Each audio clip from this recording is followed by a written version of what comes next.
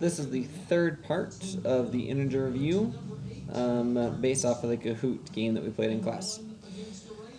So, when I'm multiplying positive and negative numbers, I want to look at my signs first. So I've got a negative times a negative. I know from my algorithm that that's going to be a positive. I now multiply my numerators. 2 times 2 is 4. Multiply my denominators. 5 times 5 is 25. And then I look to see if I can reduce this. There's no number that goes in both 4 and 25. Therefore, my final answer is 4/25. On down here. Again, I like to change everything into an addition problem. So I'm going to go ahead, change that into an addition problem. Now I've got 4 plus 8.5.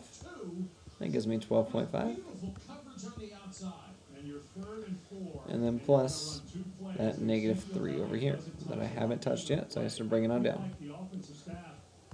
Now, thinking in terms of the armies, large armies, the positive one, it's going to win. How much does it win by? It wins by 9.5.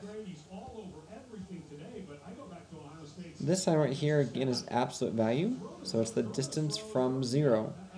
So negative 11 is 11 spots from 0. Therefore, this problem is really 11 plus 21, which equals 32 points, or 32.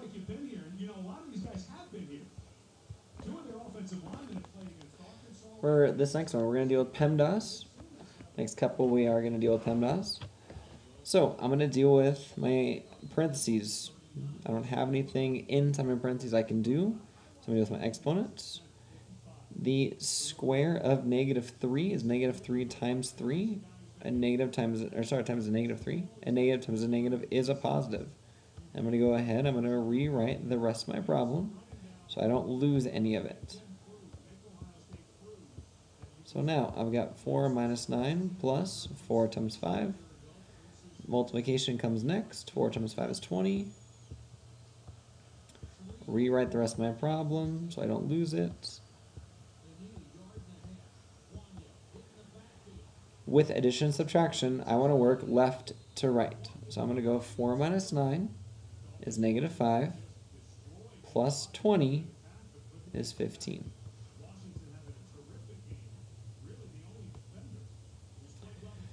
Down here, again, working with PEMDAS, so I'm going to go negative 2 to the third. For this, it's negative 2 times negative 2 times negative 2. So, negative 2 times negative 2 is 4, times negative 2 is a negative 8.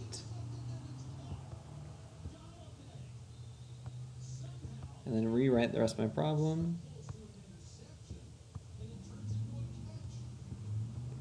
Now I have 4 times the absolute value of negative 8 minus 1. Negative 8 minus 1 is negative 9.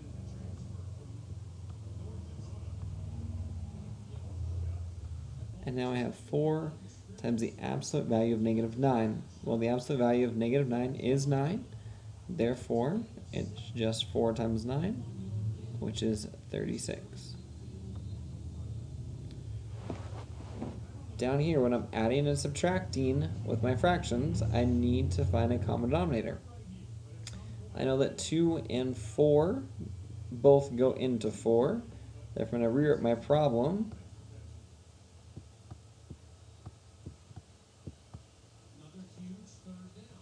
I know that my denominator is 4.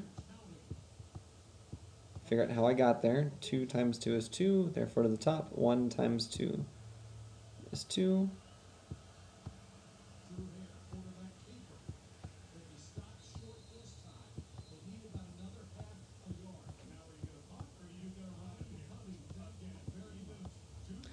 So now I have negative 1/4 minus 2/4.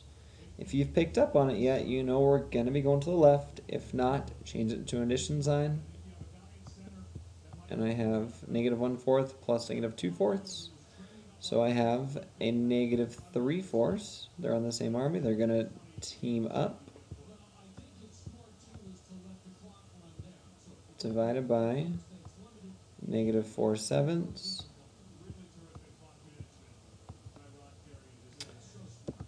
When I'm dividing fractions, what I really need to be doing is multiplying by the reciprocal. So I'm going to rewrite my problem.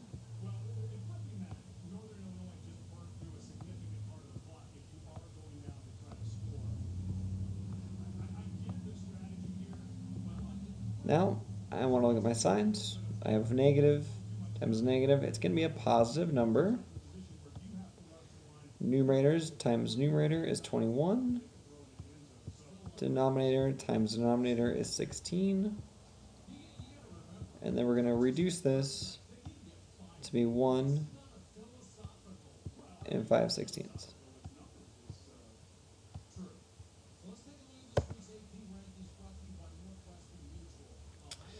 Are these equivalent and why? This is where I need to know all of my negative signs. Where do they line up? How do they work? Well, in this first problem, I have two negative signs. What's really happening is I have a negative number on the inside times a negative number on the outside. Negative times a negative is a positive number. Over here, a positive divided by a positive is a positive. Over here, looking inside, I see that I have a negative divided by a negative, which is a positive. But then I'm taking the negative of that number. So a negative of a positive is a negative. So these are not equivalent because the third equation gives me a negative value while the first two give me positive values. For my distribution, I want to draw my rainbows. I need to multiply these values by everything inside. So I have an 8x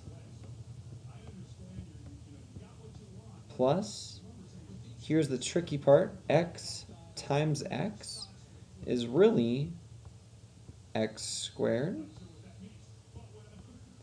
and then x times 11 is 11x.